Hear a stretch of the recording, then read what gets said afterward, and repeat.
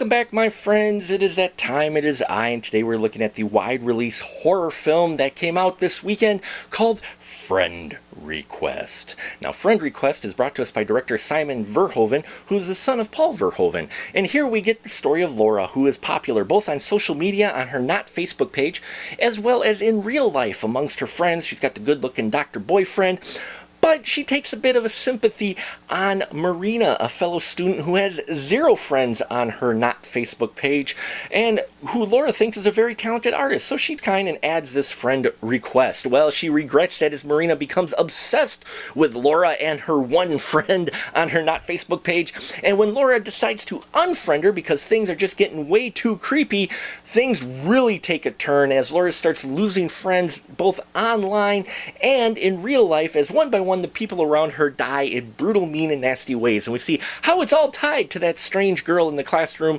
in this film. Folks, this is a modern horror film, which is always refreshing because you get a little tired of the people always trying to make a retro horror film. So this is definitely for the modern horror audience, the younger audience, those who like to hashtag horror and unfriended. So I liked that. I appreciated that quite a bit, and I appreciate the story that they came up with, the backstory for the Marina character. I thought it was interesting. It brought me into the film. I was curious of how this was going to play out and what angle they were going to take with it. And so that part I really enjoyed. You know, the story. What is the story behind Marina? And I enjoyed what they crafted there. What did get to me, though, was the excessive amount of jump scares. They didn't need it. They set up this really great creepy atmosphere, but the 10 jump scares were just a bit excessive. And it's not that I don't like jump scares. I think they have their place in horror, but when you do it and it seems like it hinges almost on that, then it starts taking me out of the film. Now, like I said, it doesn't completely like The Gallows, because you do have a very interesting backstory that they present in here, so that kept me at least completely from checking out of this movie. The performances in here by this young cast were really well done, and I enjoyed the twist that they took with one of the characters. It made sense, and it was a bit surprising as well, so I enjoyed how they performed that, and the ending too, though a bit predictable, was fun to see, and you could see how they might set it up if this film takes off for even more friend request films. Now, one of the other issues I had with the film besides the jump scares was trying to buy in the people not believing her, that her not Facebook account was not hacked, that she is in some way related, profiting or whatever off of these deaths of her friends. That part was a little bit unbelievable. The outside world looking in, the cops and the dean not believing her and even almost making her almost like a suspect.